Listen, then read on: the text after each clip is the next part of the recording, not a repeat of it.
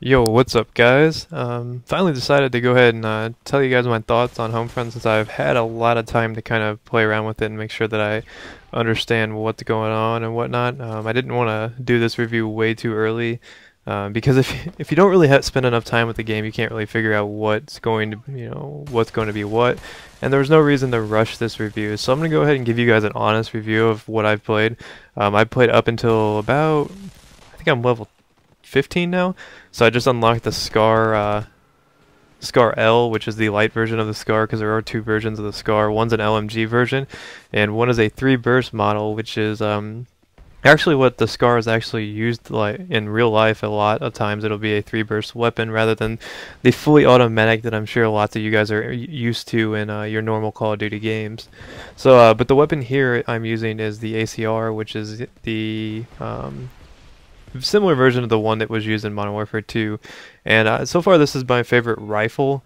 I've had a lot of fun with this. It does a lot of it's really a high damage weapon, but it's not as accurate as you might think. Like a lot of people are probably like, oh, ACR was the sniper rifle version of the assault rifle, but that's not the case in this game. It's actually a low it's a low accuracy, I guess you could say, high damage type rifle. It's not. I haven't tried out the other one, so I can't really comment too much to say it's any, one of the best. But the M4 is actually a lower or a higher, excuse me, a lower damage, faster firing weapon. So it's a little bit different. The M4 and the ACR are theoretically almost the same weapon, aside from the fact that it has some. That the M4 has a less damage but a higher rate of fire, so that kind of counters that. And you're gonna see a fail right here. But I chose this gameplay. This is actually 17 minutes long, so I had a really hard time cutting out stuff, so I hope it's not too boring. I tried to cut out any downtime I had. Hopefully I can find 10 minutes worth of stuff to talk about. But I do go 31-9 in this game, and it's actually one of my earliest games. I think this was my 5th or 6th game, and look at this dude just camping. He's actually flying a helicopter, in case you're wondering. But this is actually like my 5th or 6th game, which was pretty early on, obviously, and it's actually been one of my better games. I've had more exciting games with the Vector, but I don't know if you guys saw, I put a clip up of a kill streak with the ACR, and it was pretty nifty, I guess you could say. But the ACR is definitely the and watch this guy get outplayed, bro, and then I just knife him. That's one of the things I don't like about the game, is I wish there wasn't a one-hit knife melee. And even if they did have that in there, I mean, I understand why they do that. It makes the game flow a lot better. But I wish they would have made it on the B pad, or made it the B button, and made the right thumbstick to crouch. Because I've been getting panic knifed quite a bit. People will just run through my bullets and knife me, just similar to what I did right there. And it's really frustrating. It's not a huge issue though. It's definitely not something that I think is going to affect the game. But you're probably asking, like, how do you feel about this game? Well, I like it a lot. Like, I've been enjoying it a lot because it's exactly what I wanted out of Medal of Honor. You see me going on a nice little tear here. It's everything I wanted out of Medal of Honor. It's a modern shooter that plays on a little different engine than you're probably used to COD. It is 30 frames per second, so it's going to seem a little bit more clunkier. That's not to say the controls are bad, because I've probably put in a good 7 or 8 hours at this point into the multiplayer, and I have beaten the campaign. I guess I'll talk about that here in a little bit, but I put enough hours into the multiplayer to tell you that the controls are fine. You'll have no problem with them. You react smoothly, and your character moves how you want them to move, and it's an overall good experience. That's nothing I would ever complain about. The controls are top notch as far as I'm concerned. So the only thing that you might feel like is a problem is the sensitivity, because I play on the default sensitivity. I have no problem turning on people, so it might vary from person to person on how that will affect them. But for me, it's not an issue at all. I control my character with ease, and I've never once said I wish I had Call of Duty controls, because if I wanted Call of Duty controls and wanted to play Call of Duty, I'd play Call of Duty. And this is a totally different animal, and that's what I wanted out of a game. It plays a lot like Medal of Honor, I'll say that right now. In my opinion, you guys, if you're familiar with my channel, in the early days I posted a lot of Medal of Honor. And Medal of Honor is a fun game, but it was flawed by the fact that you could camp spawn so easily, and you could basically kill people as soon as they spawned, and then the kill streaks are just super overpowered. So I think that they improved upon that. They have the system where you kind of come in from the top of the map and you can kind of see where everybody's at.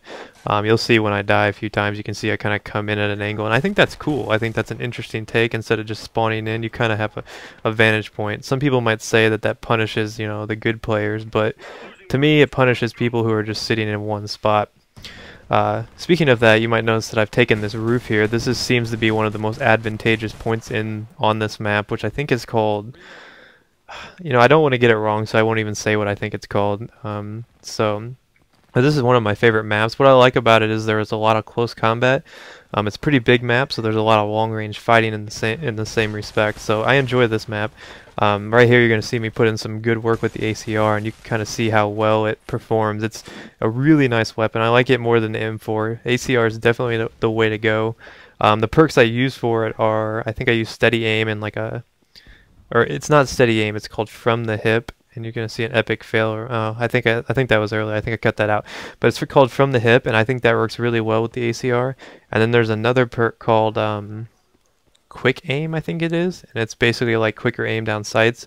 And those are my two favorites as of now. I haven't really gotten a chance to try out any of the other ones. But the perk system is beautiful. The battle points, you know, you guys might know them as kill streaks. That system is beautiful as well. It's really, really seamless. Like, I love what they did with it. They will reward players for playing the objective. They reward players from destroying equipment. I mean, almost anything. And I think that's the way to go in kill streaks. It gets people involved. It gets people who would normally just sit in a corner to move out of a corner and actually play the game. And I like that. I like that they mix things up and they just didn't go the generic Call of Duty route. I know a lot of people who have been reviewing this game have been giving it negative reviews, and I'm not really sure what those players are, players / reviewers are looking for in a shooter. To me, I feel like they say that this feels like every other shooter, but then when you play it, it doesn't. But I mean, it's just like they say it feels like every other shooter, but then they try to say that it lags behind Call of Duty, which I think is a contradiction. I mean, yeah, it might not run at 60 frames per second, but it still is a very smooth playing multiplayer game. The perk system is interesting. It's a new take on things. I don't really know how it'll play out because I haven't really had enough experience with it. But from my limited time with the game, I have enjoyed the perks. I've enjoyed the weapon selection. I like that instead of kill streaks being just like fly around helicopters, you have a variety of things. Like one of them is a flak jacket, another one is like a UAV drone that's similar to like a Blackbird, where you can go up and you can actually target enemy players and they appear as like a red diamond on the screen, which I think is a very interesting take on the whole thing.